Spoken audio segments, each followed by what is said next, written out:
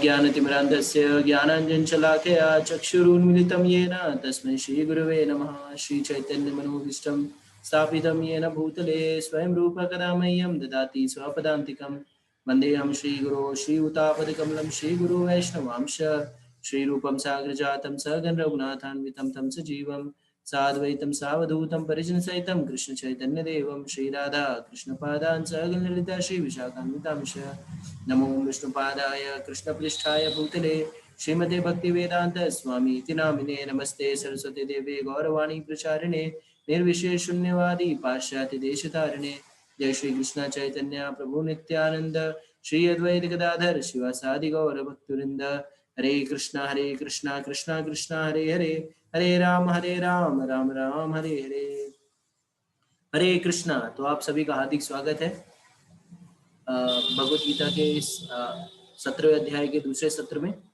तो आप अभी तक हम लोग जो है ये जो 17वें अध्याय की विवेचना करेंगे और 17वें अध्याय का नाम है श्रद्धा के प्रकार, श्रद्धा के विभाग।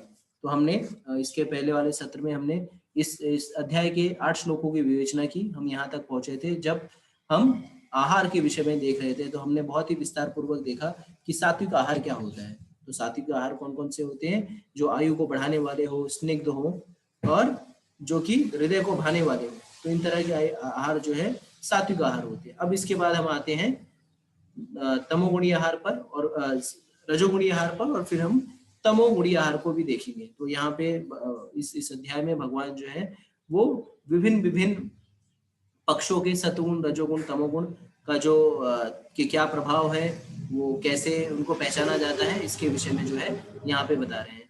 तो अब तमोगुणी आहार कौन कौन से हैं? तो तमोगुणी आहार वो है जो अत्याधिक तीक्त हो, खट्टे हो, नमकीन हो, गर्म हो, चटपटे हो, शुष्क हो तथा जलन उत्पन्न करने वाले भोजन जो है रजोगुणी व्यक्तियों को प्रिय होते हैं। ऐसा भोजन दुख, शोक तथा रोग उत्पन्न करने वाला है। तो हमें समझना चाहिए कि कौन कौन से, जो अत्याधिक तीखा हो, खट्टा हो, खट्टा जैसे बहुत खट्टा चीज जो हो, तीखा बहुत तीखी मिर्ची वाला, जैसे आप देख रहे हैं यहाँ पे स्क्रीन पे ये नॉन वेजिटेरियन फूड स्टफ या जो अंडे या तले भुने पकौड़े या वो चाउमीन, ये सारे जो है वो रजोगुणी भोजन में आते हैं।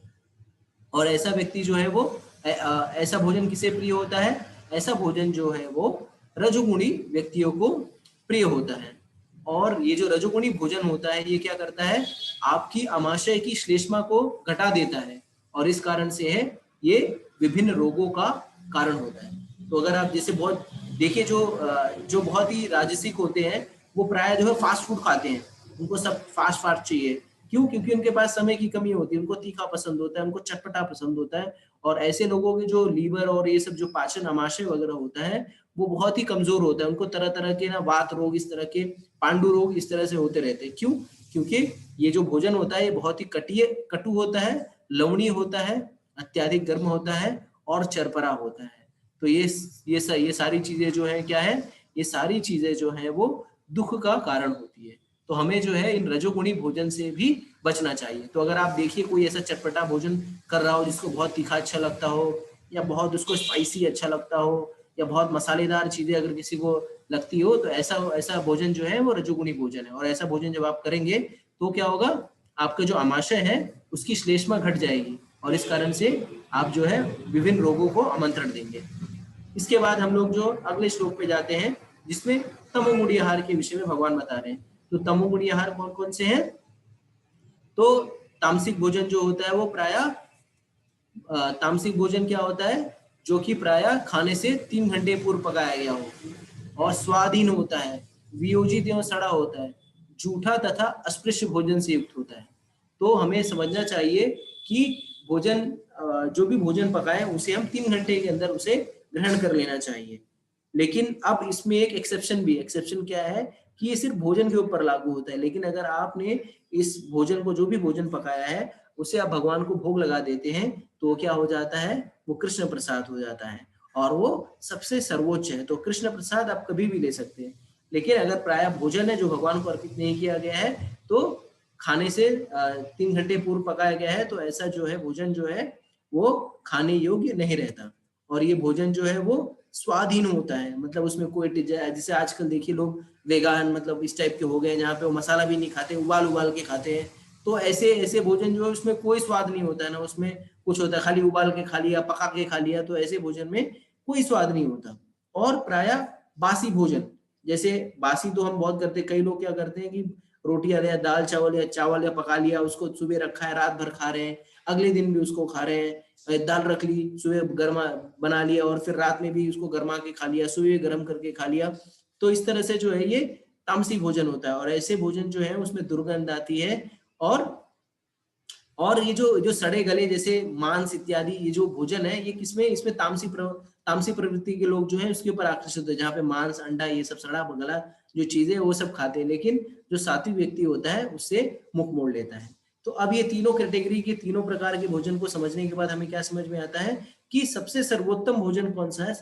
इसमें सत्वगुण, रजोगुण, तमोगुण तीनों, जैसे हमने समझा कि तीनों जो है बंधनकारी है, और तीनों प्रकार का भोजन कर रहा है, तो मतलब अगर भोजन ही कर रहे हैं तो आप सबसे सर्वोत्कृष्ट है वो सत्वगुण में भोजन करें, सत्वगुण सात्विक भोजन करें, ठीक है। लेकिन इससे भी उच्चतम कौन सा है, इससे भी उच्चतम है भगवान को अर्पित किया गया प्रसाद, ठीक है। तो भगवद गीता में भगवान क्या कहते हैं, पत्रम पुष्पम फलम तोयम यो मे भक्त्या प्रक्षति। तो भगवान कहते हैं मुझे पत्र पुष्प फल दूध इत्यादि से जो बनी वस्तुएं हैं वो उसको स्वीकार करते हैं। उन्होंने नहीं कहा मुझे अंडम मछलम और मटन बिरयानी चिकन बिरयानी ये सारी चीजें नहीं लगते। तो देखिए प्रकृति ने बहुत सारे तरीके से हमें बहुत क्या कहते हैं ये कहते तरकारियां, सब्जियां और दूध इत्यादि जो प्रचुर मात्रा में है, तो हमें इस तरह से जो है ये सारी अस्पृश्य भोजन करने की क्या आवश्यकता है। और भगवान कहते हैं कि जो पत्र पुष्प फल मुझे प्रेम से भोग लगाता है, अर्पण करता है, मैं उसे क्या करता हूँ, स्वीकार करता हूँ, ठीक है। तो हमें समझना चाहिए कि प्रसाद अगर ये सारी जो चीजें अगर हम भगवान को भोग लगाते हैं तो ये क्या होता है, ये प्रसाद हो जाता है। और ये जो भी प्रसाद जो भी बनाते हैं हम लोग, एक विशेष विधि से द्वारा बनाया जाता है। जब भी हम भगवान को भोग लगाने के लिए भोजन बना रहे हो तो क्या करना चाहिए हमें, कभी भी उसमें जैसे कई लोग क्या करते हैं ऐसे क्या कर रहे हैं, जैसे पुड़िया छान रहे हैं उसमें पुड़िया उठा के खा भी रहे हैं, सब्जी है उसमें से सब्जी निकाल के भी खा ले रहे हैं, या उसमें से कुछ अगर कुछ बना रहे हैं तो उसमें से नमक जांच ले रहे हैं, उसी में से निकाल के खा भी रहे हैं और बना भी रहे हैं। तो ये सारी चीजें जो है इस तरह से भोजन प्रसाद जो है नहीं पकाया जाता। ये सब जो है ये सब करना जो है वो तमोगुण का लक्षण है, जहाँ पे आप वहां पे उसी किचन में खा भी रहे हैं, उसी थाली में से उसी जो भी आपने टोप में से खा रहे हैं, ये सब गलत तरीका है। इस तरह से आप प्रसाद नहीं, जब प्रसाद बनाते हैं तो हमें प्रयास करना चाहिए कि बहुत शुद्धता और प्रेम से बनाएं, ठीक है। और उसके बाद एकदम शुद्धता से ले जा करके हमें भगवान को भोग लगाए, जब हमने बनाया भोजन भगवान के लिए तो एक बार भगवान को अर्पित करने के बाद ही हमें भोजन करना चाहिए, और जब तक अर्पित नहीं हुआ है तब तक हमें उसको जूठा नहीं करना चाहिए, ठीक है। और ये जब भोजन जो है भगवान इसको ग्रहण कर लेते हैं, भोग लग जाता है, तो ये भोजन क्या होता है, ये भोजन दिव्य बन जाता है। और इस कारण से क्या होता है कि ये जो प्रसाद होता है वो बहुत ही रुचिकर होता है, और चूंकि ये भगवान को अर्पित है इसके लिए ये बहुत ही दिव्य होता है। तो हमें चाहिए कि सदैव जो है कृष्ण प्रसाद खाएं। तो यहाँ पे देखिए संक्षेप में सार रूप में हम देख रहे हैं कि सात्विक भोजन, राजसिक भोजन और तामसिक भोजन करने के क्या क्या फायदे और नुकसान है। तो सात्विक भोजन फिर से हम एक बार रिकैप कर लेते हैं। तो सात्विक भोजन क्या होता है, रसमय होता है, स्निग्ध होता है, स्वास्थ्यप्रद होता है तथा हृदय को भाने वाले होता है। इसका परिणाम क्या है कि आयु बढ़ने वाली है, जीवन को शुद्ध करता है, बल, स्वास्थ्य, सुख और तृप्ति प्रदान करता है। इसके बाद तामसिक राजसिक भोजन जो होता है वो बहुत तीखा, खट्टा, नमकीन, गरम, चटपटा, शुष्क और जलन उत्पन्न करने वाला होता है। इसका परिणाम क्या होता है, इसका परिणाम होता है कि दुख, शोक और रोग, ऐसे चटपटे भोजन करने से क्या होता है कि जो शरीर को बहुत तकलीफ होती है, शोक पैदा होता है, पदार्थों को ग्रहण करने के बाद शोक उत्पन्न होता है और अंतोगत्वा भयंकर रोग पकड़ता है। और तमोगुणी भोजन के क्या क्या है, तमोगुणी भोजन वो है जो खाने से 3 घंटे पूर्व पकाया गया हो, स्वादहीन हो, वियोजित एवं सड़ा हो, झूठा तथा अस्पृश्य हो। तो जब झूठे की बात आती है तो हम दो प्रकार का झूठा ले सकते हैं। एक तो भगवान को भोग लगाया हुआ, एक तो वैष्णव का उच्चिष्ट जो है वो झूठों की श्रेणी में नहीं आता, वो महाप्रसाद की श्रेणी में आता है। तो अगर कोई वैष्णव या आचार्य आपके घर पे आ रहे हैं और भोजन किया तो उनकी थाली में अगर बचा कुचा आप ले रहे हैं तो वो तमोगुण में नहीं आएगा, वो भी महाप्रसाद की श्रेणी में आएगा। अब इसके आगे जो है भगवान हमें बताएंगे कि किस तरह से यज्ञ के 3 प्रकार कौन कौन से हैं, और ये हम पद्म राधिका माता जी से सुनेंगे। हरे कृष्ण।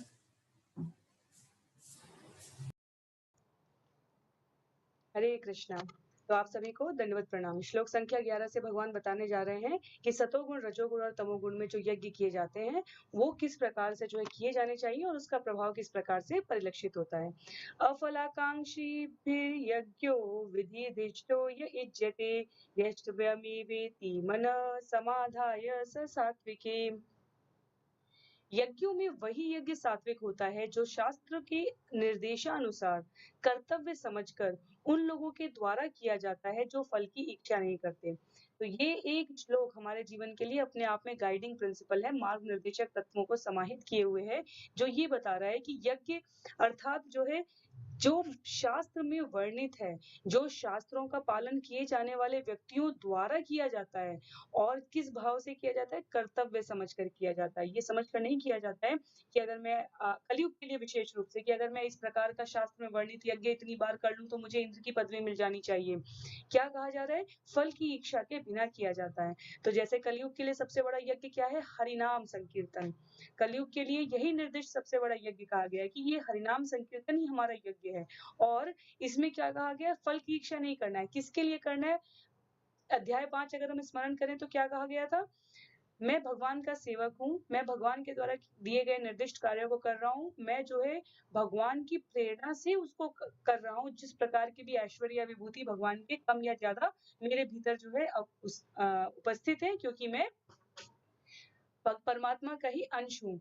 और अंतिम पंक्ति जो वहां कही गई थी वो ये थी कि मैं इसे भगवान की प्रसन्नता के लिए कर रहा हूँ। तो ये जो कर्म हम कर रहे हैं यज्ञों में, जब हम इस प्रकार के भाव में करते हैं जहां हमारे अंदर फल की इच्छा नहीं है, जहां हम शास्त्रों में वर्णित तरीके से करते हैं और जो इनका जीवन में पालन करते हैं उन वचनों का उनके द्वारा, तो वो कौन सा यज्ञ हो जाता है? वो सतोगुण का यज्ञ होता है। केवल और केवल जो है वो फल की इच्छा के बिना किया जाने वाला यज्ञ होता है।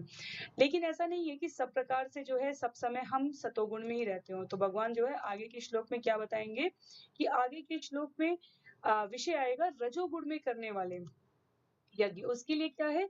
अभिसंधाय तु फलम दंभार्थमपि चैव यत् इज्यते भरत श्रेष्ठम तम यज्ञम विद्धि राजसम। जो यज्ञ किसी भौतिक लाभ के लिए या गर्ववश किया जाता है उसे तुम राजसी जानो। बहुत ही सरल, बहुत ही सुस्पष्ट है। अगर हम कहीं जो है यज्ञ इसलिए कर रहे हैं कि उससे हमारा लाभ है, उससे हमारी आकांक्षा है, जो है उससे हम चाहते हैं कि हमारा कोई अपेक्षित परिणाम फलीभूत हो जाए, वो अच्छा है या बुरा ये नहीं कहा जा रहा है। कहा जा रहा है वो कि रजोगुण की प्रधानता में किया जाता है। अर्थात कहने का ये हुआ, रजोगुण वाले व्यक्तियों के लक्षण अगर हम अपने जीवन में स्मरण करने का प्रयास करें जो अध्याय 13 और 14 में वर्णित थे, तो उसमें क्या आ जाता है? उसमें आ जाता है कि हमारे अंदर असीमित इच्छाएं, आकांक्षाएं हैं और हम उसका लाभ भोगने के आकांक्षी हैं।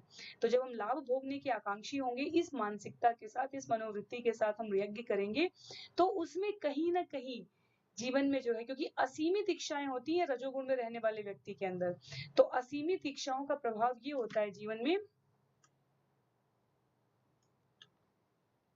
असीमित इच्छाओं वाले उसका प्रभाव ये होगा हमारे जीवन में कि हमें कहीं ना कहीं इस प्रकार की आकांक्षा हो जाएगी कि ये जो है मेरे लाभ करके होना चाहिए। अगर इससे मेरा थोड़ा नुकसान हो और जगत का भला होने लगे तो शायद हमारी वृत्ति उसमें जो है स्थायी ना रहे, क्योंकि हम क्या है, हम अपने लाभ की प्रवृत्ति से मोटिवेटेड होते हैं, हमारी प्रेरणा हमारी यही होती है।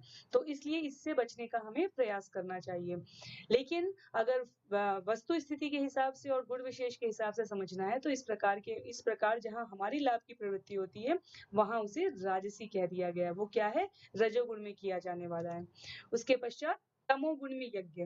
तमोगुण में कैसे यज्ञ है? विधिहीनम असृष्टान्नम मंत्रहीनम अदक्षिणम श्रद्धा विरहितम यज्ञम तामसम परिचक्षते।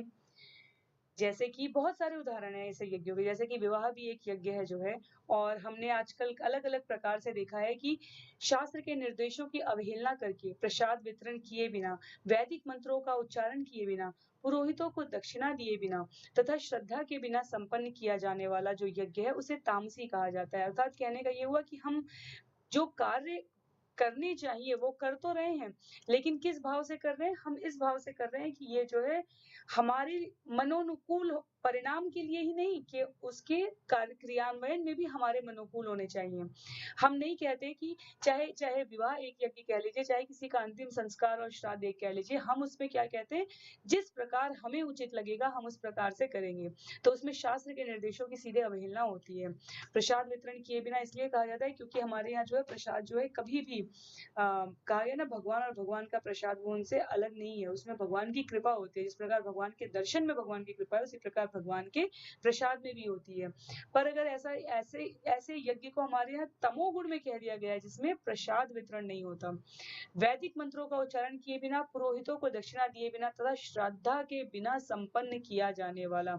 तो जैसा कि हमने कहा कि सतोगुण में अपने लाभ की भी कामना नहीं है, फल की इच्छा नहीं है उसमें। रजोगुण में फल की इच्छा है, तो कहीं न कहीं फल की इच्छा है तो नियमों की अवहेलना नहीं होती है। उसमें जो है जो बताया गया है वो जो है फॉलो किया जाता है। तो उसमें पुरोहितों को दक्षिणा भी जाएगी, वैदिक मंत्रों का उच्चारण भी होता है, कुछ हद तक प्रसाद का डिस्ट्रीब्यूशन भी होगा, वितरण भी होगा।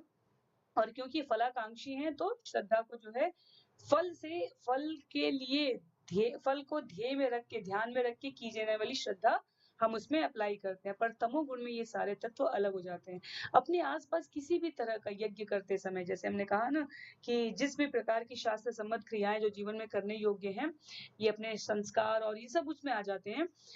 अगर उनको करते समय हमारे जीवन में इस बात की सुस्पष्टता है कि हमारा मोटिवेशन क्या है, हमारा उद्देश्य क्या है, हमारा लक्ष्य क्या है। क्या भगवान की प्रसन्नता करना? तो हम शुद्ध में हैं।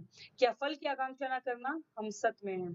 क्या हम जो है फल की आकांक्षा करते हैं? हम रज में हैं। और लोगों को हम दिखाना चाहते हैं कि देखो हम भी ये कर सकते हैं। और ये सब छोड़कर अगर हम सिर्फ़ श्रद्धा के बिना संपन्न कर रहे होंगे और शास्त्रों की अवहेलना का जीवन में कोई उद्देश्य नहीं होगा, तो हम किसमें आ जाते हैं? वो तमोगुण से प्रेरित यज्ञ कहा जाता है। तो इस प्रकार से हमें यज्ञ के इन 4 प्रकारों को समझना इसलिए आवश्यक है, ताकि जो हमें इतना महत्वपूर्ण जीवन मिला है, जिसमें समय की इतनी उपयोगिता है, उसमें किसी भी प्रकार किए जाने वाले कार्य का हमारे मन, मस्तिष्क, कार्यशैली, विचारधारणा इन सब पर क्या प्रभाव पड़ता है, ये समझ-बूझ कर करने के लिए करना चाहिए। इसलिए भगवान जो है करने योग्य कर्म के प्रकार में यहाँ पर यज्ञ के बारे में विशेष रूप से बता रहे हैं। इस पूरे अध्याय में श्रद्धा के जो अलग-अलग विभाग हैं हमारे, श्रद्धा के विभाग में हमारे तप आ गया, भोजन आ गया, यज्ञ आ गया, दान आ गया, तो क्रमशः हम लोग उसकी तरफ बढ़ने का प्रयास कर रहे हैं। भगवान के बताए गए शब्दों में यहाँ पर आप देख सकते हैं कि पठन सामग्री में श्लोक संख्या 11 से 13 का जो हमारा संक्षिप्त रूप है, वो ये है कि शास्त्र की अवहेलना होगी, प्रसाद नहीं होगा, वैदिक मंत्रों का जाप नहीं होगा, दान दक्षिणा नहीं होगी और श्रद्धा नहीं होगी। ये जो है तमोगुण के लक्षण हो जाते हैं। रजोगुण के भौतिक लाभ के लिए, अभिमान के लिए, इसलिए जो है तमोगुण वाली खामियाँ यहाँ पे एब्सेंट होती हैं, यहाँ पे वो अनुपस्थित होती हैं। और सतोगुण में जो है पुरस्कार की इच्छा के बिना करते हैं, शास्त्र के अनुसार करते हैं, कर्तव्य के रूप में करते हैं। प्रतिदिन सुबह-शाम उठ के कुछ लोग अभी भी जो है करते हैं कि अग्निहोत्र संस्कार करने के लिए कि भोजन घर में जो है उनको करना है तो वो करते हैं। शुद्ध तत्व में क्या आ जाता है, जो केवल परमात्मा को प्रसन्न करने के लिए, जैसा कि हमने कहा कि वो निष्काम कर्मयोग में बताए गए सिद्धांत के अनुसार किया जाता है। तो हमें क्या करना है, किसी भी प्रकार के हम श्रद्धा के विभाग की चर्चा करें इस अध्याय में, हमारा ध्यान इस बात पर रहना चाहिए कि अपने आप को चेक करना है, रज और तम में तो नहीं है, तो ये बहुत खतरनाक स्थिति है। कम से कम हम सतोगुण की स्थिति तक आने चाहिए और वहाँ से हमें शुद्ध के स्तर तक पहुँचने का प्रयास करना है। तो इतने समय तक भगवद गीता के सभी जितने भी मूल तत्व, अंग, उपदेश मैसेज जीवन जीने के लिए हमारे लिए आवश्यक है, वो सब हम लोग अध्ययन कर चुके हैं। अब हम लोग क्या कर रहे हैं, अब हम लोग इनको जो है अपने जीवन के आचरण में किस प्रकार प्रयोग में लाएँ, इसके लिए हम इन तत्वों को भगवान के बताए गए शब्दों में सुनकर समझने का प्रयास कर रहे हैं कि हमारा प्रयास सब सुनने के बाद अगर हमने कुछ कार्य स्तर पर नहीं किया, तो सब बेकार है। तो इसलिए कार्य किस प्रकार करना चाहिए, उसमें हमें तुरंत अपने आप को चेक करके, अगर रज या तम में है, तो हमें निराश होने की आवश्यकता नहीं है। हमें उसे तुरंत सत पर लाना है। हम कहेंगे नहीं-नहीं, हम कर्तव्य के रूप में करेंगे, हम फल की आकांक्षा के बिना करेंगे और धीरे-धीरे भगवान से प्रार्थना करेंगे कि हमारे हृदय के भाव शुद्ध हो जाएँ और हम इसे जो है शुद्ध के स्तर पर ला सकें। उसके पश्चात जो है तपस्या जो है, तपस्या के भी यहाँ पर गुणों के विभागानुसार जो है प्रकार बताए गए हैं। तो क्या कहा गया है? श्लोक संख्या 14 में कहा गया है, देव द्विज गुरु प्राज्ञ पूजनम शौचमार्जवम ब्रह्मचर्यम अहिंसा च शारीरम तप उच्यते। शरीर की तपस्या क्या कही गई है? परमेश्वर, ब्राह्मणों, गुरु, माता-पिता जैसे गुरुजनों की पूजा करना तथा पवित्रता, सरलता, ब्रह्मचर्य और अहिंसा ही शारीरिक तपस्या है। तो कम से कम शरीर किस प्रकार शरीर के स्तर पर कौन सी तपस्या है, इसके लिए बताया गया है कि हमारे आसपास जो माता पिता है, हमारे शिक्षा गुरु दीक्षा गुरु हैं, हमारे जो ग्रेट पर्सनैलिटीज हैं, जो हमारे महान आचार्य हैं परंपरा में जो है, और हमें इस भगवान के बारे में ज्ञान देने वाले जो ब्राह्मण हैं और स्वयं भगवान, इनका हमारे जीवन में कम से कम शरीर स्तर पर नियमित रूप से जो है हमारे जीवन में इनके लिए जो है वंदन होना चाहिए, अर्चन होना चाहिए। किस प्रकार के भाव के साथ? पवित्रता।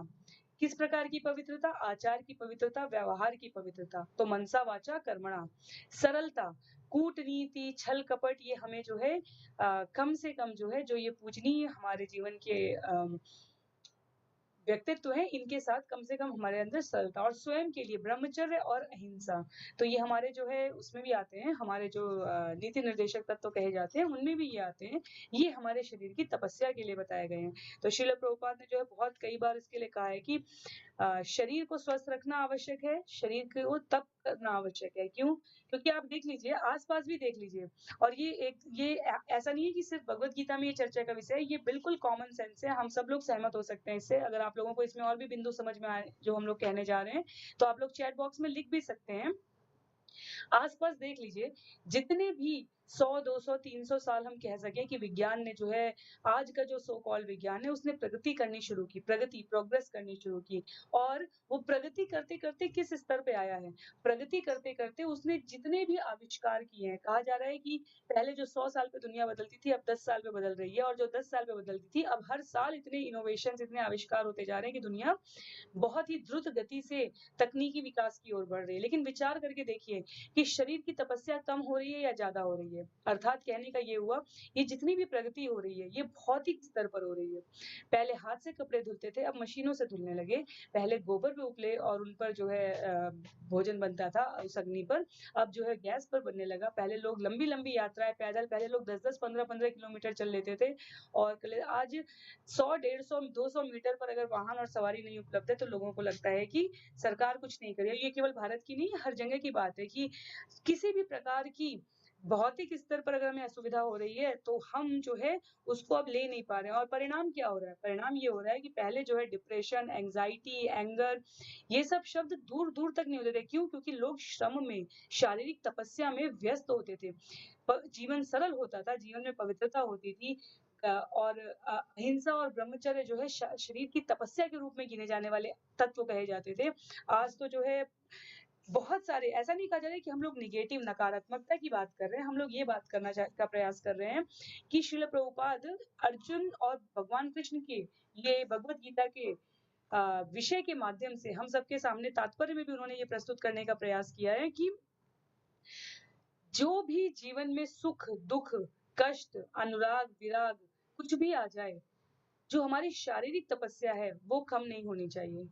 वो कभी भी कम नहीं होनी चाहिए। सुदामा जब बिल्कुल भूखे थे, घर में खाने के लिए अन्न नहीं था, तब भी वो अपनी भगवान की भक्ति में लगे हुए थे, और जब भगवान ने सब प्रकार का भर दिया, ऑपुलेंस, सब प्रकार का ऐश्वर्य भर दिया, तब भी उनकी तपस्या में नहीं कहा जाता कि कोई अंतर आया।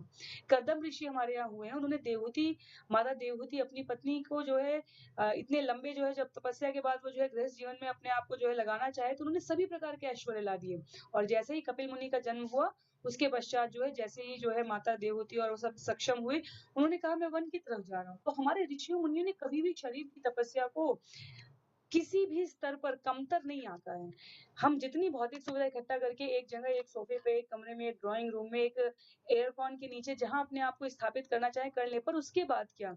ये शरीर की वास्तविक स्थिति नहीं है। शरीर जो जीवन के मूल्य शास्त्रों में बताए गए हैं और जिनके द्वारा बताए गए हैं, उनको देखते हुए पालन करने को असली शारीरिक तपस्या कहा गया है। तो ये हमें जीवन में बहुत विश्वास करके आचरण में लाने का प्रयास करना चाहिए कि कम से कम, नहीं तो क्या होगा, शरीर की तपस्या तो चलती ही रहेगी। आप विचार करके देखिए, लोग जो है पहले पैदल चलते थे, आधे अब क्या करेंगे, अलग से जॉगिंग करने जाएँगे, अलग से जो है उनको जो है व्यायाम करने की आवश्यकता हो जाती है, अलग से उनको जो है योगा करने की आवश्यकता हो जाती है। और पहले के लिए एक जगह मैं पढ़ रही थी, श्रील प्रभुपाद ने एक तात्पर्य में लिखा है चैतन्य चरितामृत के, कि लोग क्या करते थे कि दिन भर सुबह उठते ही पहले वो जो है भगवान को, ब्राह्मणों को, सबको जो है सभी प्रकार की ऑस्टेरिटी, सभी प्रकार की त्याग तपस्या वाले कार्य करते थे। फिर जैसे-जैसे सूरज चढ़ने लगता था, वो अपने जो है खेती पर, व्यवसाय पर, जिस प्रकार का कार्य है उस पर करने चले जाते थे। फिर सायंकाल होने से पहले-पहले तक सब लोग घर लौट आते थे और जगह-जगह पर जो है चौपाल लगती थी, जहाँ पर कि धार्मिक ग्रंथों का सामूहिक रूप से अध्ययन किया जाता था। तो जीवन जीने की इसको क्या मैं किस शब्द से रिलेट करना चाह रही हूँ? सरलता से। तो जीवन जितना सरल रहेगा, शारीरिक तपस्या जितनी जीवन में बलवती रहेगी, उतनी हमारी आध्यात्मिक प्रगति होने के चांसेस अनुमान जो है ज़्यादा रहेंगे। तो ये एक ऐसा विषय है जिसमें बहुत कुछ बोला जा सकता है, लेकिन हमें थोड़ा महसूस करने की आवश्यकता है। आप लोगों को इससे जुड़े हुए जो भी भाव सही लग रहे हो, आप लोग चैट बॉक्स में लिख सकते हैं। उसके पश्चात आ जाते हैं श्लोक संख्या 15 पे, जिसमें क्या कहा गया? वाणी की तपस्या। अनुद्वेगकरं वाक्यं सत्यं प्रियहितं च यत् स्वाध्यायाभ्यसनं चैव वाङ्मयं तप उच्यते। तो शरीर की तपस्या के पश्चात आती है वाणी की तपस्या। सच्चे, भाने वाले, हितकर तथा अन्यों को शुद्ध न करने वाले वाक्य बोलना और वैदिक साहित्य का नियमित पारायण करना, यही वाणी की तपस्या है।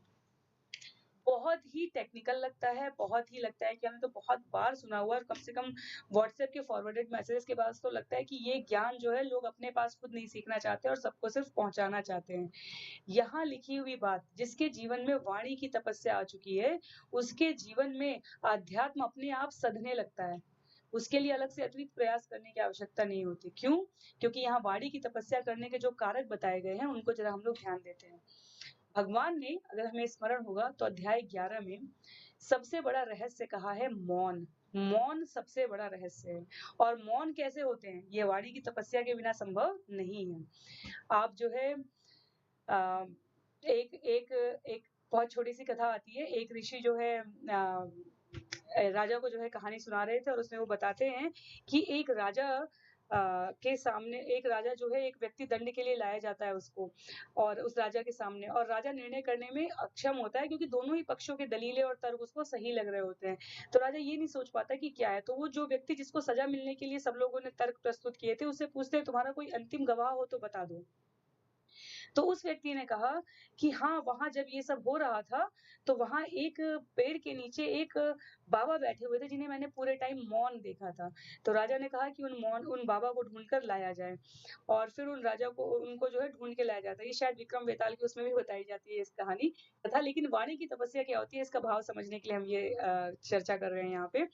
तो वो राजा के सामने उनको लाया जाता है। फिर उनको देखते ही सभा में एकदम खुसर-फुसर होने लगती है उन बाबा को देखते हुए, और राजा उन बाबा से पूछने का प्रयास करता है, "बाबा, आपका आपका क्या मत है? अगर आप इस व्यक्ति के पक्ष में गवाही दे दोगे कि जो ये कह रहा है वो सही है क्योंकि इसने कहा कि आप वहाँ उपस्थित थे, तो फिर इसको सज़ा नहीं मिलेगी, लेकिन अन्यथा ये जो है मृत्युदंड का हकदार बनेगा।" और उन्होंने एक बार पूछा विनम्रता से, दूसरी बार पूछा थोड़ा इरिटेट होके, तीसरी बार पूछा थोड़ा क्रोधित होके, चौथी बार पूछा एकदम झल्ला के, लेकिन बाबा ने अपना मुँह नहीं खोला। और फिर उनको जो है अब राजा ने विवेकपूर्वक विचार किया कि भाई अगर बाबा नहीं बोलना चाहते तो उसमें बाबा की क्या गलती है? तो वो जो है उनको फिर वापस वहीं छोड़ आने को कहते हैं और व्यक्ति जो था उसको मृत्युदंड मिल जाता है। अब होता ये है कि ये जो राजा हैं इनको जो है कथा ऐसी आती है कि इनको जो है इनका जब दंड विधान देखा गया इनकी मृत्यु के बाद, तो उनसे कहा गया कि आपने जो है ये निर्णय गलत किया था। आपने ये निर्णय गलत किया था। तो राजा ने यहाँ पे तर्क दिया क्योंकि जो उपस्थित हमारे पास तर्क और प्रमाण थे उसके आधार पर मैंने ये निर्णय किया था। अगर ये गलत था तो इसकी सज़ा मुझसे ज़्यादा उस साधु को मिलनी चाहिए। और जब उन्होंने ये तर्क दिया तो कहा जाता है कि दंड विधान के जो हमारे गणनावाचक है, चित्रकूट हैं, उन्होंने इसको जो है संज्ञान में लिया, उन्होंने इसका पालन किया। तो ये उस प्रकार के पुराणों की कथा में आती है जैसे नचिकेता की कथा आती है, उस प्रकार की कथा है। तो कहने का आशय क्या हुआ, जब उन बाबा को बुलाया गया तो उनको सिर्फ उन्होंने कहा कि मैंने ना तो हाँ कहा, ना तो ना कहा, उन ऋषि ने। तब वहाँ पर उनको तर्क बताया गया था कि अति हर चीज की बुरी है। वाणी की तपस्या, अगर जिस प्रकार ज्यादा बोलना बुरा हो गया, उसी प्रकार कम बोलना भी बुरा हो गया। और अगर वहां उस व्यक्ति को दंड इसलिए नहीं मिला कि जो है राजा ने गलत नहीं लगाया, वहां उस व्यक्ति को दंड इसलिए मिला क्योंकि आपके सामने उसे जो है निर्दोष करने की ताकत उपलब्ध थी आपकी वाणी में, लेकिन आपने सही समय पर अपना मुंह नहीं खोला। तो सच्चे भाने वाले हितकर, अन्यों को शुद्ध न करने वाले वाक्य बोलना। ये जो 4 वाक्य कहे गए ना, सत्यम ब्रूयात, प्रियम ब्रूयात, न ब्रूयात असत्यम अप्रियम। ऐसा नहीं है कि लोग आप खरा-खरा और बोलते रहें और कहते रहें कि नहीं, नहीं मैं तो सच बोलता हूँ, सच तो हमेशा कड़वा ही होता है। कहीं नहीं लिखा है, कभी नहीं लिखा है, किसी ने नहीं लिखा है कि सत्य कड़वा होता है। हमने केवल अपने तर्कों को मनगढ़ंत आश्रय देने के लिए कह दिया कि सत्य कड़वा होता है। भगवान ने जो है किसी भी इतने भगवान ने कभी झूठ नहीं बोला। हम कह सकते हैं कि भगवान ने कूटनीति पूर्वक इधर-उधर बोला, लेकिन भगवान की बात देखी जाए तो भगवान ने कभी किसी को अप्रिय नहीं बोला, कभी भगवान ने किसी को असत्य नहीं बोला। तो ये वाणी की एक तपस्या है। सत्य बोलना, साथ ही प्रिय बोलना, हितकर बोलना, अन्यों को शुद्ध ना करने वाले वाक्य बोलना। कई बार लोगों के लिए कहा जाता है कि कुछ लोगों की तो वाणी ही ऐसी होती है कि अलग से तलवार कैंची की तो आवश्यकता ही नहीं है। हालाँकि ये हास परिहास के लिए भी कहा जाता है, लेकिन सच में विचार करके देखा जाए तो जीवन में जितने भी प्रकार की भौतिक समस्याएँ भी हैं, कहा जाता है कि उसका बहुत बड़ा कॉम्पोनेंट, उसका बहुत बड़ा प्रतिशत जाता है, जो कमी है वो है वाणी की तपस्या ना होना जीवन में। कुछ लोग या तो सच नहीं बोलेंगे, कुछ लोग अगर सच बोलेंगे तो वो लोगों को अच्छे नहीं लगने वाले तरीके से बोलेंगे, कुछ अच्छे लगने वाले तरीके से बोलेंगे तो वो उनके लिए लाभकारी नहीं होते हैं। लाभकारी होने वाले होते हैं तो वो उनको जो है दो क्षुब्ध कर दें, उनके अंदर जीवन में रोष ला दें, नकारात्मकता ला दें, इस प्रकार वाले होते हैं। पर ये चारों गुण जीवन में वाणी की तपस्या में विचार करने लायक बिंदु यहाँ पर ये है कि ये चारों गुण व्यक्ति के अंदर स्वतः आ जाते हैं, स्वाभाविक रूप से आ जाते हैं। जब क्या होता है, जब वाणी की तपस्या का 5वां तत्व हमारे जीवन में उपस्थित होता है, तो शुरू के 4 तत्व अपने आप आ जाते हैं। क्या है वो 5वां तत्व? 5वां तत्व है वैदिक साहित्य का नियमित पारायण करना। जितना हमारे जीवन में श्रवणम और कीर्तनम का महत्व है, उतना ही जो है भागवतम के लिए, भगवत गीता के लिए, चैतन्य चरितामृत के लिए कहा गया है कि नियमित पारायण करना। अभी हमने अध्याय 16 में देखा था ना, भगवान ने दैवी और आसुरी स्वभाव के समय कहा था कि जो भक्त बनने का प्रयास करता है, उसके अंदर स्वतः स्वाभाविक रूप से सारे दैवीय गुण आ जाते हैं और आसुरी गुण धीरे-धीरे नष्ट हो जाते हैं। क्योंकि भक्त बनने के प्रयास में हमारे लिए सबसे आवश्यक अंग क्या है? श्रवणम कीर्तनम के साथ-साथ हमारे जीवन में अध्ययन होना चाहिए, स्वाध्याय जिसे हम कहते हैं, स्वयं से किया जाने वाला अध्ययन, वैदिक साहित्य का नियमित पारायण करना चाहिए। कई सारे हमारे इस्कॉन के संगठन हैं जहाँ पे आचार्य लोग जो हैं बहुत प्रयास करते हैं इस बात पर, युवा वर्ग की जब ट्रेनिंग होती है, जब उनको भक्ति साधना, भक्ति में अग्रसर होने के लिए प्रयास करने के लिए सिखाया जाता है, उनसे कहा जाता है, अगर आपने 2 घंटे आचार्यों के कहे हुए वचनों को सुना, लेक्चर से सुना, सेशन से सुना, क्लासेस होती हैं उनसे सुना, तो आपके जीवन में कम से कम उतना ही समय उसको शास्त्रों की प्रकाश में पढ़ने और समझने के लिए होना चाहिए। तो वाणी की तपस्या कोई आसान तपस्या नहीं है, शरीर की तपस्या कोई आसान तपस्या नहीं है। अगर ये कोई और एट द सेम टाइम हमारे लिए कोई ये कम इम्पोर्टेंट, कोई कम महत्व की वस्तुएँ नहीं है। क्यों? क्योंकि ये सब आपस में संबद्ध है। एक से दूसरे की प्रगति और एक से दूसरे का नुकसान होने लगता है। ये जो है उसी प्रोपोर्शनेट तरीके से, उसी अनुपात में चलती हैं। ये व्युत्क्रमाती नहीं होती हैं, ये सेम प्रोपोर्शन में चलती हैं, ये समानार्थक प्रोपोर्शन में चलती हैं, अनुपात में। तो अर्थात शरीर की पहले तपस्या जीवन में होनी चाहिए, फिर वाणी की तपस्या होनी चाहिए और उसके पश्चात जीवन में आता है मन की तपस्या। कई लोग शरीर और वाणी से दिख भी कर जाएँगे, लेकिन मन चीट कर ले जाता है तो आइडिया ही नहीं लगता। क्या कहते हैं भगवान? मनः प्रसाद सौम्यत्वं मौनमात्मं विनिग्रह भावसंशुद्धिरित्येत तपो मानसमुच्यते तथा संतोष, सरलता, गंभीरता, आत्मसंयम एवं जीवन की शुद्धि, ये मन की तपस्याएँ हैं। तो कहते हैं ना, मन ही सबसे बड़ा शत्रु और मन ही सबसे बड़ा मित्र होता है।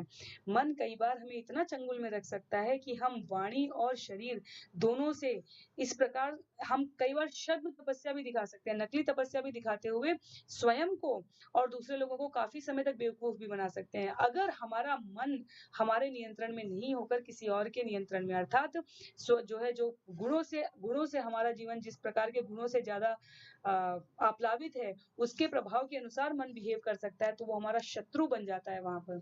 तो तपस्या के रूप में क्या है? तपस्या के रूप में कहा गया है संतोष, सरलता, गंभीरता, आत्म संयम एवं जीवन की शुद्धि। ये मन की तपस्याएँ हैं। तो अगर हमारे जीवन में शरीर और वाणी की तपस्या बिना किसी चीटिंग प्रोपेंसिटी के, बिना किसी भी प्रकार की जो है दिखावटी भाव से ऊपर रह के यथार्थ रूप में हम करने का प्रयास होंगे, तो जीवन में की शुद्धि में हमारे जो है स्तर में बढ़ोतरी होगी और उस बढ़ोतरी से हमारे अंदर आत्म संयम, गंभीरता, सरलता और संतोष जैसे गुणों का प्रादुर्भाव होता है। गंभीरता कहने का अर्थ ये हुआ कि हमें देश काल और परिस्थिति के अनुसार क्या व्यवहार करना चाहिए।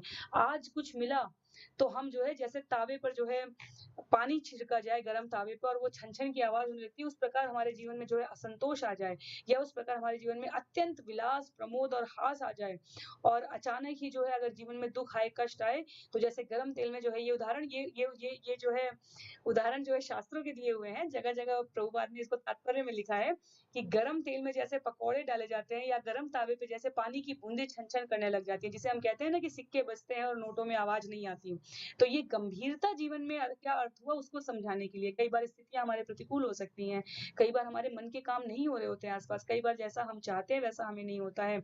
उस समय हम संतोष, सरलता और आत्म संयम को किस गंभीरता के साथ धारण करते हैं, वो जो है हमारे जीवन की शुद्धि में जो है शुद्धि से संचालित होता है और वो शुद्धि जो है अगर हमारे जीवन में शरीर और वाणी की तपस्या है, तो मन की इस तपस्या को प्राप्त करने में हमें सहायक होता है। जैसे कि कहीं ज़मीन पे पड़ा हुआ पानी हो, कहीं किसी पोखरे तालाब का पानी हो, जब-जब गर्मी ऋतु आने लगती है, ग्रीष्म ऋतु तब तक वो पानी सूखने लग जाता है और वहाँ की जगह खाली लगने लग जाती है। अर्थात जीवन में जब भी कठिनाई आई तब दुःख आया तब हम जो है गंभीरता और आत्म-संयम की जगह खाली दिखेगी। लेकिन वही आप समुद्र को देखिए, चाहे कितनी भी भीषण गर्मी हो, चाहे कितना भी पानी हो बारिश हो, दोनों ही समय समुद्र का स्तर उस प्रकार से घटता और बढ़ता नहीं है। तो ये क्या समझाता है? ये जीवन की गंभीरता को समझाता है और ये जो है इसी प्रकार हमारे जीवन के विचार, आचार और प्रचार की जो स्थिति है वो मन की तपस्या से संचालित होती है। तो अब जो है तप की बात आ गई जो कि श्लोक संख्या 17 में है। तो आइए उसे सुनने का प्रयास करते हैं। हरे कृष्णा। हरे कृष्ण। तो अब हम जो है तप के विषय में देख रहे हैं और श्लोक संख्या 17 से 19 के मध्य में भगवान जो है 3 गुणों में तपस्या के विषय में बता रहे हैं। तो सतोगुण में तप कौन-कौन से हैं? तो भगवान कहते हैं श्रद्धया परया तप्तम तप्त त्रिविधम नरे आफलकांक्षीर भयदुस्ते सात्विकम परिचक्षते। तो सतोगुण में तपस्या है भौतिक लाभ की इच्छा न करने वाले तथा केवल परमेश्वर में प्रवृत्त मनुष्यों द्वारा दिव्य श्रद्धा में संपन्न या 3 प्रकार की तपस्या सात्विक तपस्या कहलाती है। तो सबसे इम्पोर्टेंट भौतिक लाभ की इच्छा के बगैर। तो जब भी हम कोई कार्य करते हैं हमारा कोई ना कोई भौतिक इच्छा रहती है, लेकिन जब हम कोई कार्य करें जिसमें हमारी कोई भौतिक कामना ना हो, सिर्फ करने के लिए हम करें तो ये सतोगुण में तपस्या है। और किसके लिए करें? भगवान के लिए करें। और दिव्य श्रद्धा भी बहुत इंपॉर्टेंट चीज है जब हम श्रद्धा से करते हैं तो ये सत्वगुण में तपस्या आती है। और तपस्या का क्या अर्थ है? तो तपस्या जो है सिंपल सी बात है, तपस्या हमें हर स्तर पे कुछ ना कुछ तपस्या करना पड़ता है। तो सबसे सरल तपस्या हम अपने जीवन में अगर सुबह उठना भी एक प्रकार की तपस्या है। तो कई लोगों का प्रश्न होता है तप और तपस्या में क्या अंतर है? तो तप और तपस्या जो है दोनों एक ही विषय है। अब अगला चीज है कि रजोगुण में तपस्या क्या है? तो जो तपस्या दंभपूर्वक तथा सम्मान, सत्कार एवं पूजा कराने के लिए संपन्न की जाती है, वो राजसी या रजोगुणी कहलाती है। यह ना तो स्थायी होती न शाश्वत होती है। तो जहाँ पे ये होता है कि दम अहंकार पूर्वक या मैं कर रहा हूँ या मैं ये कराऊंगा तो मेरा मान सम्मान बढ़ेगा। जैसे आप प्राय देखते भी हैं लोग जो है कुछ प्रयोजन कराते हैं, भगवत सप्ताह कराते हैं या कोई अनुष्ठान कराते हैं, चंडी पाठ, भगवत जागराता कराते हैं, तो उसमें उनका मुख्य उद्देश्य क्या होता है कि उनकी मान सम्मान बढ़े। वो लोग यजमान जो है बड़े-बड़े कुर्सियों पे बैठ के एकदम अपना सीना चौड़ा करके बैठे रहते हैं और भक्ति भाव का कोई लक्षण नहीं होता, सिर्फ यहाँ-वहाँ घूम रहे होते हैं, 4 लोगों से मतलब मैंने ये कर दिया, इतना पैसा खर्च कर दिया, ये कर दिया और फोटो खिंचा रहे होते हैं। उनका मुख्य उद्देश्य नहीं होता कि वहाँ पे भगवान के विषय में क्या चल रहा है या जो भी कार्य कर रहे हैं उससे क्या उनमें उनका मान-सम्मान बढ़े।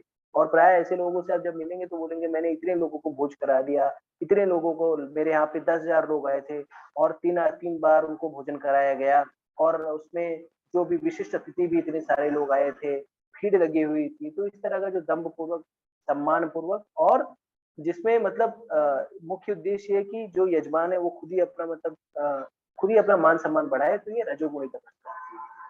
ठीक है, ये और ये जो है स्थायी नहीं होती। और ठीक, और मतलब और दूसरी चीज ये है कि इसमें ये जो तपस्या होती है, या ये तो मैंने प्रयोजन के विषय में बताया, ये जो तपस्या भी होती है जिसमें क्या होता है कि जैसे फिटनेस के लिए भी जो लोग, कई लोग करते हैं कि वो लोग फिटनेस मतलब जैसे तब तो कर रहे हैं जाके, जो कहते हैं कि वो जिम में जाते हैं तब तो कर रहे हैं, लेकिन मुख्य उद्देश्य क्या है, उनका मुख्य उद्देश्य है कि किस तरह से जो मेरी बॉडी जो है फिट हो जाए। ठीक है, तो वो शरीर को तकलीफ दे रहे हैं, कुछ प्रकार की तपस्या के लिए मुख्य उद्देश्य क्या है, शरीर को पुष्ट करना। फिर तमोगुणी तपस्या, तमोगुणी तपस्या क्या होती है, जो मूर्खतावश आत्म उत्पीड़न के लिए या अन्यों को विनष्ट करने या हानि पहुंचाने के लिए जो तपस्या की जाती है, वो तामसिक कहलाती है।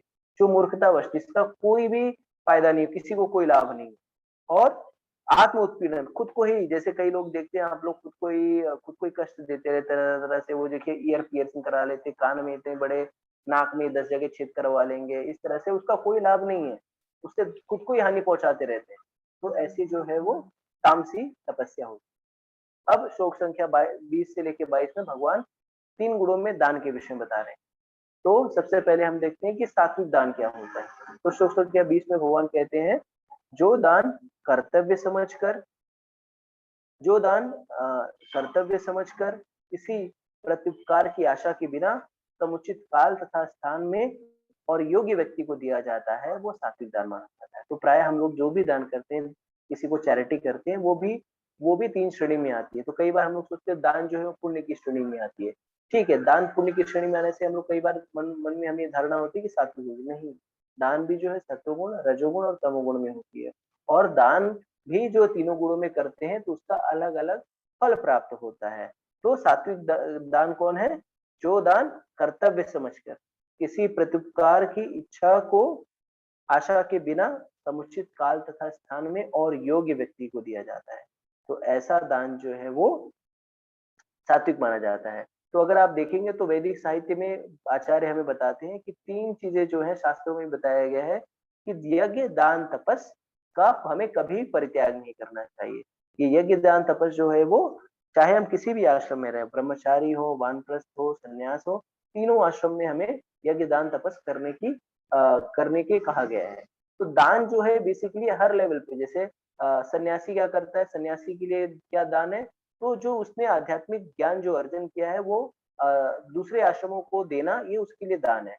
और ब्रह्मचारी के लिए क्या दान है, ब्रह्मचारी जो है अपने आप को संयमित करे और ज्ञान अर्जन करे, ये भी एक प्रकार का दान है। लेकिन जो द्रव्य दान के विषय में जब बात आती है, तो दान जो है वो सिर्फ गृहस्थों के लिए दिया गया है। तो अगर आप देखेंगे तो पूरे वैदिक साहित्य में जो है दान देने की संस्कृति की गई, और दान को जो है पुण्य की क्रिया के विषय में बताया जाता है, एक आध्यात्मिक क्रिया के विषय में बताया जाता है। तो अविचार पूर्ण ढंग से हमें दान देने की कभी भी संस्कृति नहीं गई है। आध्यात्मिक सिद्धि को सदैव ध्यान में रखना चाहिए कि जब हम दान दे रहे हैं तो इस दान देने से क्या मेरी आध्यात्मिक उन्नति होगी।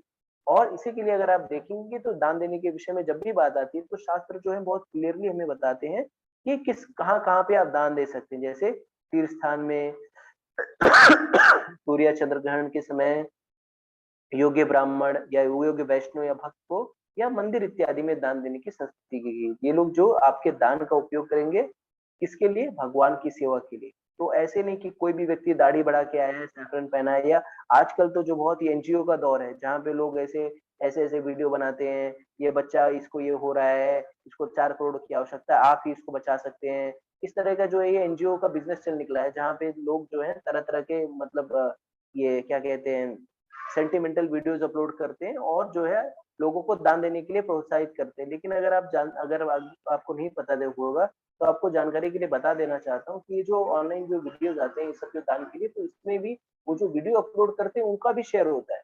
वो लोग भी सिर्फ वीडियो अपलोड करने के लिए, मान लीजिए जैसे मिलाप हो गए, जो भी है, डोनेट काटिए, वो लोग गाय दिखाएंगे, गौ माता की सेवा करिए, तो ये 10% 15% जो है वो डोनेट कार्ड वाले लेते हैं सिर्फ वीडियो डिस्प्ले करने के लिए। और हमें ये भी नहीं पता होता कि वो क्या, सिर्फ वीडियो अपलोड करने से कोई ऑथेंटिसिटी नहीं हो जाती। हमें ये भी नहीं पता होता कि क्या वास्तविकता में जो है वो सही जगह पे उसका धन लग रहा है, क्या वास्तविकता में जो लोग हैं उसके पीछे क्या वो सही लोग हैं, और वो क्या उसको मिसयूज नहीं कर रहे हैं। अगर आप देखेंगे मोस्टली 90% जो भी है इस तरह की, मतलब मैं सबके बारे में नहीं बात कर रहा हूँ, लेकिन बहुत सारे लोग ऐसे हैं जो धर्म के नाम पे जो है अपने अपने ऐश्वर्य को या अपने अपनी अपने आप को जो है वो उस पैसे को, दान के पैसे को लेकर उसको मिसयूज करते हैं। तो ऐसे कि अगर आप दान दिया जाएगा देंगे तो आपका दान जो है वो व्यर्थ हो जाएगा। ठीक है, तो कभी कभी हम लोग जो है दान जो है करुणावश भी दे देते हैं, लेकिन लेकिन यदि जो निर्धन समझ के हम करुणावश भी दान देते हैं, लेकिन अगर ये निर्धन व्यक्ति जो है वो योग्य पात्र नहीं है तो उससे कोई आध्यात्मिक प्रगति नहीं होती। तो कई बार हम जाते हैं सड़कों पे या ट्रैफिक सिग्नल पे, कोई औरत है वो जो छोटा बच्चा लेके खड़ी है, बोलती है खाना दे दो, भूख लगी है खाना दे दो। हम लोग निकाल के लो 10 रुपए 100 रुपए जो भी होती है करुणा लो खा लो। लेकिन क्या वो 10 रुपए 100 रुपए से क्या वास्तविकता में भोजन करता है? अगर आप देखेंगे तो ये सारे लोग जो होते हैं एक चेन टाइप का चलता है कि वो लोग उसी सिग्नल पे सालों साल तक रहते हैं, और वो बच्चा जो है सालों साल तक सोता ही रहता है, वो तो कभी उठता ही नहीं। अगर आप देखेंगे तो वही लेडी रहेगी, वही बच्चा रहेगा, और सालों साल तक उसी ट्रैफिक सिग्नल पे वो भीख मांग रहे हैं। ठीक है, तो उस धन का क्या कर रहे हैं? कोई धन का जो है जाके ड्रग्स ले रहा है, कोई धन का दारू पी रहा है, कोई गलत तरीके से इसको यूज कर रहा है। तो ये सारा दान जो है वो आपका अपव्यय हो जाएगा, इससे कोई आध्यात्मिक लाभ नहीं होगा। तो हमें प्रयास करना चाहिए कि विचार करके ही योग्य व्यक्ति को दान दे, जो कि उसे भगवान की सेवा में लगाए। वो उस धन का एक पैसा भी अपव्यय ना करे, वो उसको मिसयूज ना करे, कहीं पे भी अपने पर्सनल उसमें नहीं लगाए। और जब ऐसे जगह पे दान, जैसे जैसे कि आप देखते हैं, जैसे हम लोग यहाँ पे इस्कॉन अयोध्या में हम सारे बहुत सारे कार्य कर रहे हैं, फूड फॉर लाइफ कर रहे हैं। हम क्या, हम को नहीं कर रहे हैं, भोजन नहीं फ्री में दे रहे हैं, हम दे रहे हैं। लेकिन जो भी दान होगा उससे, जो भी जिसने भी दान दिया उसके नाम पे जो भोजन नहीं देते, हम भी भोजन कराते हैं, लेकिन वो प्रसाद के रूप में कराते हैं। जो भी धन आता है वो मंदिर की सेवा में उपयोग होता है। कोई इसमें किसी का पर्सनल वो नहीं है कि किसी के पर्सनल खाते में जा रहा हो पैसा। तो जो भी है भगवान की सेवा में यूज करते हैं। और जिन लोग को भी रसीद चाहिए उसको रसीद भी देते हैं, और कोई यहाँ पे किसी का पर्सनल नहीं। सब जो भी कुछ है वो भगवान का है, जो भी धन आता है वो भगवान की सेवा में लगता है। ठीक है, कृष्ण भावनामृत प्रचार प्रसार के लिए ही सारा उपयोग होता है। भगवत गीता वितरण होता है, मंदिर का निर्माण के लिए, जमीन के लिए पैसा चाहिए होता है, क्या कहते हैं गोरक्षा के लिए पैसा चाहिए होता है। तो सारी चीजें हैं, इन सारी चीजों को जो है हम प्रयास करते हैं कि उसे उसे सुचारू रूप से उस धन का उपयोग करें। और तो और शास्त्रों में कहा गया है कि गृहस्थ को चाहिए कि अपनी आय का 50% जो है वो कृष्ण भावना भावित कार्यों में जो कार्यों में जो लगे हुए हैं, प्रचार प्रसार में लगे हैं, उनको करना चाहिए। आज के दौर में प्रैक्टिकल नहीं है, लेकिन व्यक्ति को चाहिए कि अपने अपने अपने धनोपार्जन का कुछ अंश जो है वो भगवान की सेवा में अवश्य। ठीक है, इसके बाद रजोगुण में वो दान होता है जो प्रत्युपकार की भावना या कर्मफल की इच्छा से अनिच्छा पूर्वक दिया जाता है, इसे रजोगुणी दान कहते हैं। ठीक है, तो कई बार जो है हम लोग दान कर देते हैं, लेकिन जबरदस्ती दान कर देते हैं, और उसके बाद हमें पश्चाताप होता है, अरे यार मैंने इतना वेस्ट क्यों कर दिया, इतना पैसा मैंने खर्च कर दिया, दान दे दिया। और कई बार जो है हम बड़ों के दबाव में भी आकर दान दे देते हैं कि मेरे पिताजी बोल रहे हैं दान दे दो दान दे दो, तो इसके लिए भी दान दे देते हैं। तो ऐसा दान जो हम जबरदस्ती देते हैं और बिना इच्छा के देते हैं, तो ऐसा दान जो है रजोगुणी दान होता है। और तो और हम देखते हैं कि ऐसे बहुत सारे न्यास है, ट्रस्ट है और संस्थाएं हैं जो सिर्फ क्या करती है, इन पैसों को लेके इंद्रिय तृप्ति और इंद्रिय भोग में ही जो है उसका उपयोग करती है, और उसका आध्यात्मिक उन्नति से कोई भी सरोकार नहीं होता, कि उनका कोई आध्यात्मिक उन्नति से लेना देना है। उनका तो कुछ अलग ही जो एजेंडा होता है, और ऐसे संस्थाओं को दान देना जिनका आध्यात्मिक उन्नति से कोई लेना देना नहीं है, ऐसा दान जो है वो रजोगुणी दान है, और वैदिक शास्त्रों में ऐसे दान की संस्तुति नहीं की गई है। ठीक है, और इसके बाद जो तीसरा दान है, जो दान किसी अपवित्र स्थान पर अनुचित समय में या किसी अयोग्य व्यक्ति को बिना समुचित ध्यान तथा आदर से दिया जाता है, वो तामसिक कहलाता है। तो यहाँ पे अगर हमारा कोई दोस्त है और वो दारू पीने के लिए पैसे मांग रहा है और हम उसको पैसे दे दे, तो ये क्या है, हमने तो दान किया लेकिन ये तामसिक दान है। और इस दान से क्या होगा, इस दान से हमें कोई लाभ नहीं होगा, बल्कि हम क्या करेंगे, पापी व्यक्ति को गलत काम के लिए प्रोत्साहित करेंगे, इसके लिए हमें गलत तरह से कर्मफल लगेगा। तो हमें इस तरह के तामसी दान से भी बचना चाहिए। तुलसीदास जी कहते हैं कि पंछी पनघट के पिए घटे न सरिता नीर, और दान दिए धन न घटे जो सहाय रघुवीर। तो हमें दान देना चाहिए, और दान देने से कभी कम नहीं पड़ता, लेकिन जो भी दान है हमें योग्य पात्र को देना चाहिए, और ऐसे लोगों को देना चाहिए जिनको देने से पहली बात तो उस धन का अपव्यय ना हो, उस धन का मिसयूज ना हो, वो धन जो है वो कृष्ण भावना भावित प्रचार प्रसार में लगे, भगवत चेतना के प्रचार प्रसार में लगे, जिससे आपको धन देने का भी लाभ हो और उस धन से जो है और लोगों का भी लाभ हो। ऐसे किसी भी व्यक्ति को आप दान मत दीजिए जो स्वयं के लिए वो कर रहा हो। आप ऐसे व्यक्ति को दान दे दे जो सिर्फ स्वयं की लालसा कामना को आपको उस धन को लेके स्वयं को उपभोग कर रहा है, तो ऐसा कोई दान हमें नहीं करना चाहिए और शास्त्रों में ऐसे दान की कोई संस्तुति नहीं की गई है। तो प्रयास करें तो हर व्यक्ति को चाहिए जो भी है, जो भी धर्मोपार्जन कर रहा है, अपने आय का कुछ हिस्सा जो है वो भगवत भगवत प्रचार प्रसार में, भगवान की सेवा में अवश्य लगाए। इससे क्या होता है, हमारे धन की शुद्धि होती है। और शास्त्रों में कहा गया है कि जो दान है, ये जो आध्यात्मिक दान होता है, ये जो भगवत चेतना के लिए दान होता है, भगवत प्रचार प्रसार के लिए दान होता है, ये दान जो है दोनों तरफ से हमें हेल्प करता है। इस जगह इस जन्म में भी हमें हेल्प करता है। देखिए, जब जब दान देते हैं तो हमें भी अच्छा लगता है। और शास्त्रों में कहा गया है कि जब आध्यात्मिक कार्यों के लिए आप दान देते हैं तो आपका धन का भी शुद्धिकरण होता है। दूसरी चीज ये भी होती है कि अगर मान लीजिए आप किसी कारणवश जो है आप इस जन्म मृत्यु जरा व्याधि के चक्र से बाहर नहीं निकलते, तो भी अगला जन्म जो है, ऐसा कहते हैं कि भगवान की सेवा में दिया गया दान जो है वो हजारों गुना मल्टीप्लाई करके आपको अगले जन्म में मिलता है। तो दान, ये जो आध्यात्मिक दान होता है, ये जो है सर्वोत्कृष्ट दान है और आपको ये सदैव लाभदायक रहेगा। ठीक है, तो हमें चाहिए कि तमोगुण, सतोगुण, रजोगुण, ये जो तीनों दान है, इससे सर्वोत्कृष्ट क्या है, भगवान की सेवा की संतुष्टि के लिए, भगवान की संतुष्टि के लिए दिया गया दान। तो जैसे मैंने विस्तार में बताया कि दान देने के पहले भी आप देखिए कि आप दान जो दे रहे हैं उससे आपकी आध्यात्मिक उन्नति होगी क्या। इससे ये व्यक्ति जो है वो धन का मिसयूज तो नहीं करेगा, ये व्यक्ति जो है धन का किसी प्रकार से अपव्यय तो नहीं करेगा, और क्या ये इस धन का उपयोग कृष्ण भावना में, कृष्ण चेतना, भगवत चेतना, भगवान के प्रचार प्रसार में इसका उपयोग करेगा। अगर वो ठीक होता है तो आप उसे दान दे सकते हैं। अगर कहीं पे भी आपको लगता है कि मिसयूज होगा, तो सेंटिमेंट में, भावनाओं में आके किसी भी अयोग्य व्यक्ति को दान करने से आपको कोई लाभ।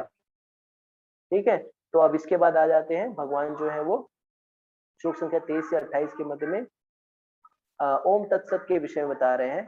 तो श्लोक संख्या 23 में भगवान कह रहे हैं, सृष्टि के आदि काल से ओम तत्सत, ये तीन शब्द परब्रह्म को सूचित करने के लिए प्रयुक्त किए जाते हैं। ये तीनों सांकेतिक अभिव्यक्तियां ब्राह्मणों द्वारा वैदिक मंत्रों का उच्चारण करते समय तथा ब्रह्म की संतुष्टि करने के लिए यज्ञों के समय प्रयुक्त हो चुकी है। तो हमें ये समझना चाहिए कि ओम तत्सत शब्दों का उच्चारण परमेश्वर के पवित्र नामों के साथ किया जाता है। तो जैसा कि शास्त्रों में लिखा है ओम तद विष्णु, तो जब किसी भी वैदिक मंत्र या परमेश्वर का नाम लिया जाता है तो उसके आगे ओम जोड़ दिया जाता है, और ये वैदिक साहित्य का सूचक है। और ये तीनों शब्द जो है ओम तत्सत कहाँ से लिए गए हैं, ये तीनों शब्द जो है वो वेदों से लिए जाते हैं। ठीक है, तो ओम जो लिया गया है, ओम ऋग्वेद से लिया गया है। फिर तत् जो कहाँ से लिया गया है, तत् जो है वो छांदोग्य उपनिषद से लिया गया है। और सत जो है वो सौम्य छांदोग्य उपनिषद से ये सत भी लिया गया है। तो तीनों चीजें जो है वो वैदिक साहित्य से ली गई है, ओम तत्सत।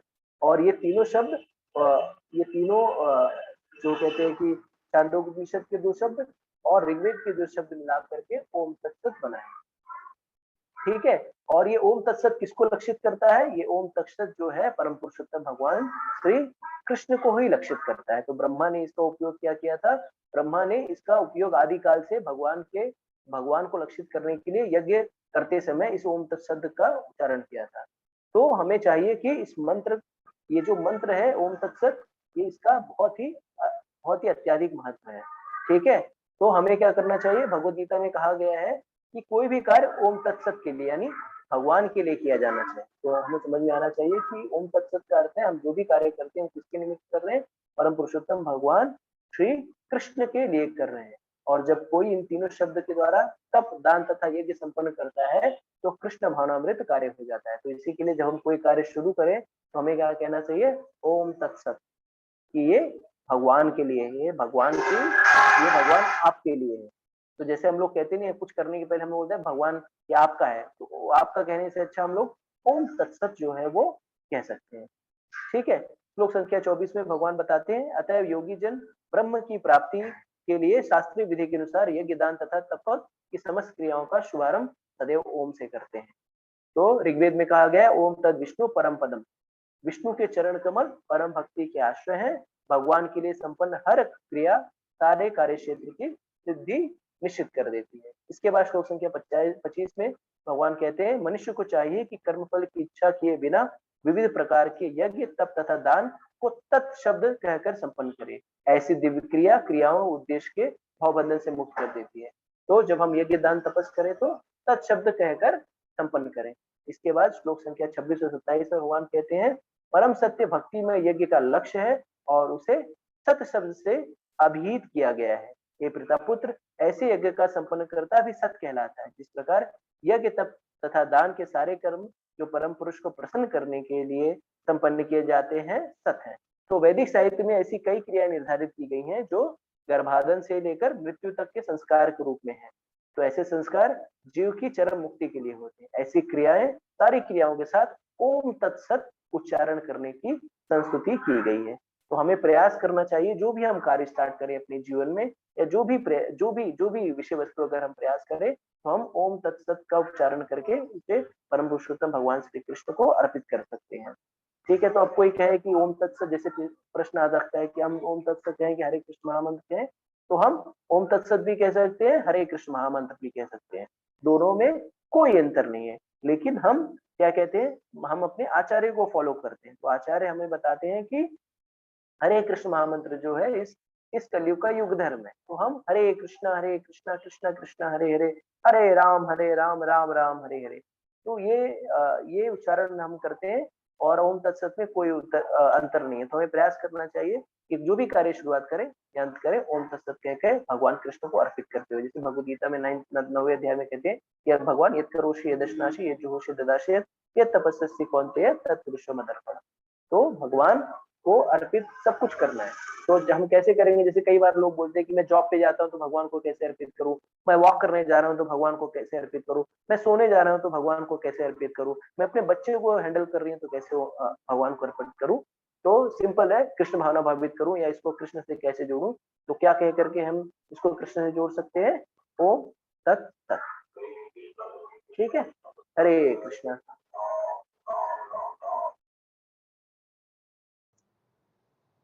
हरे कृष्णा।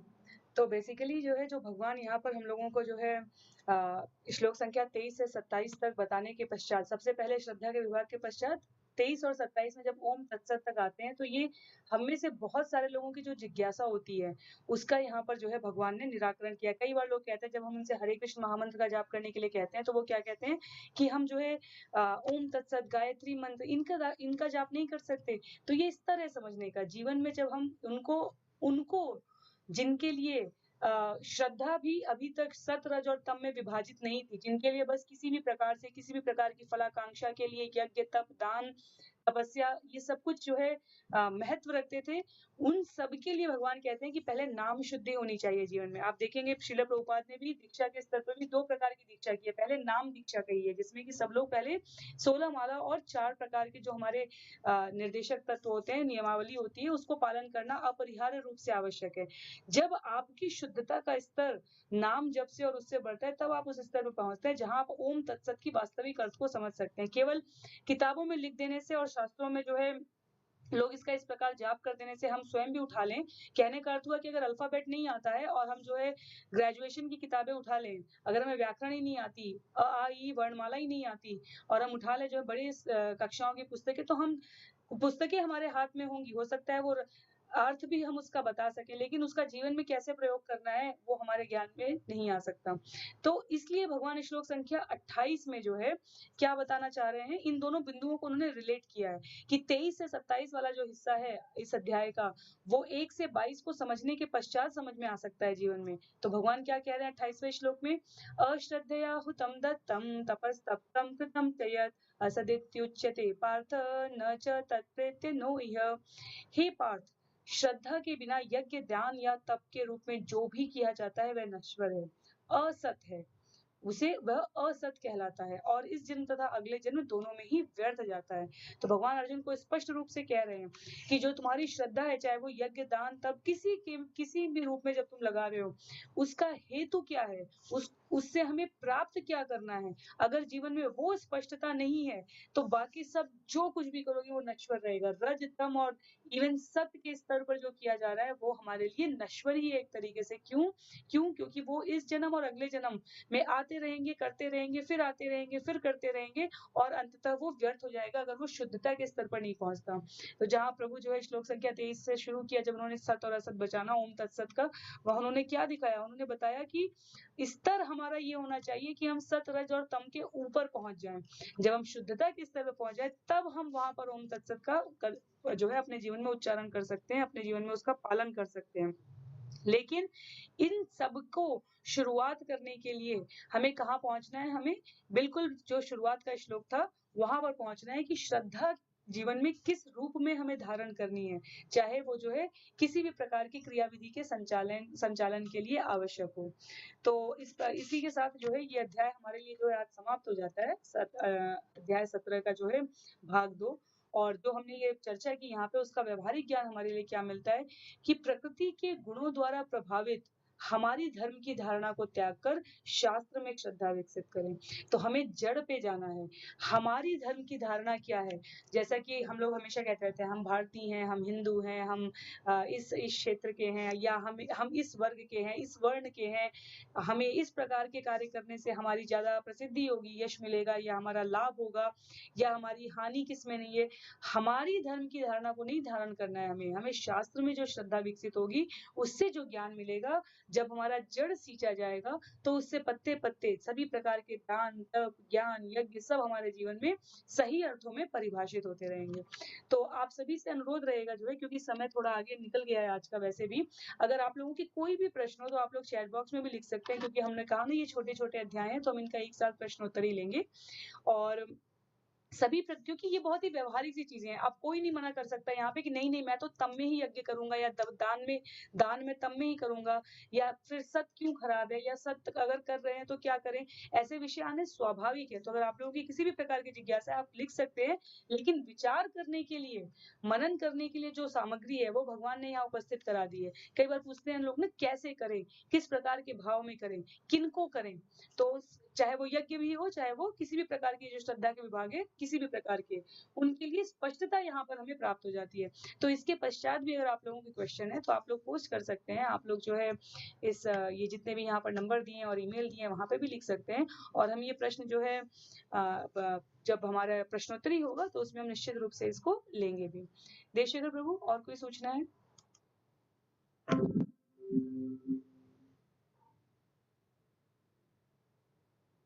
हरे कृष्णा।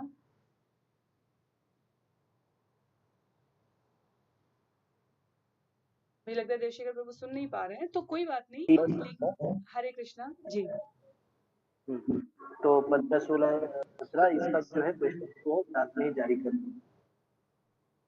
जी जी ठीक है। तो यहीं पे फिर सत्र को समाप्त करते हैं और मेरे ख्याल से और कोई इनिशिएटिव जो हमारे श्रोता ये जानने में इच्छुक है कि मुझे लग रहा है कि श्रोता लोग जो है जब सब्सक्राइब किया उन्होंने, तो जो आपको मैसेज मिलते जा रहे हैं कि लाइव क्लास हो रही है, उसकी वजह से आपको लग रहा है कि ये सत्र पहले ही शुरू हो चुके हैं।